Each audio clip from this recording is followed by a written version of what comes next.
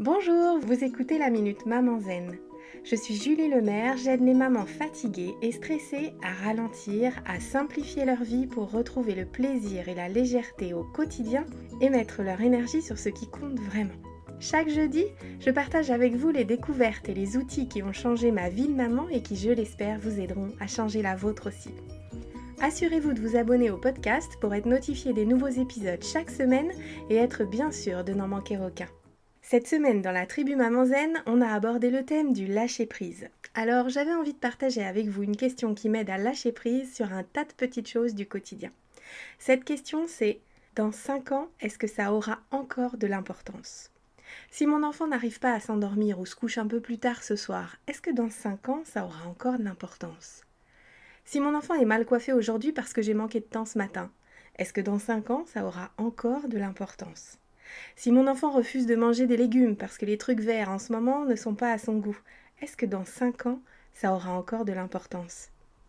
Si mon enfant refuse de ranger sa chambre, est-ce que dans 5 ans, ça aura encore de l'importance ? Si mon enfant n'arrive pas à retenir ses tables de multiplication ou ses conjugaisons, est-ce que dans 5 ans, ça aura encore de l'importance ? Si mon enfant veut faire les choses par lui-même et qu'il ne fait pas aussi bien que moi, est-ce que dans 5 ans, ça aura encore de l'importance ? Et si mon enfant veut choisir ses vêtements et qu'il a une drôle d'allure parce qu'il porte sur lui toutes les couleurs de l'arc-en-ciel, est-ce que dans 5 ans, ça aura encore de l'importance ? Bref, vous comprenez l'idée. En passant toutes les situations qui sont source d'agacement ou de tension au filtre de cette question, vous constaterez qu'il existe bien peu de choses qui méritent vraiment qu'on se prenne la tête au quotidien. Je vous donne rendez-vous la semaine prochaine pour une nouvelle Minute Maman Zen. En attendant, je vous invite à télécharger mon rituel de fin de journée pour maman fatiguée et à rejoindre la tribu Maman Zen sur WhatsApp. Vous trouverez tous les liens utiles dans les notes de cet épisode ou sur mon site www.mamanzen.com. Vous pouvez également y trouver toutes les infos sur mon programme C'est décidé, j'arrête de crier et de stresser et sur mon rituel live du vendredi soir.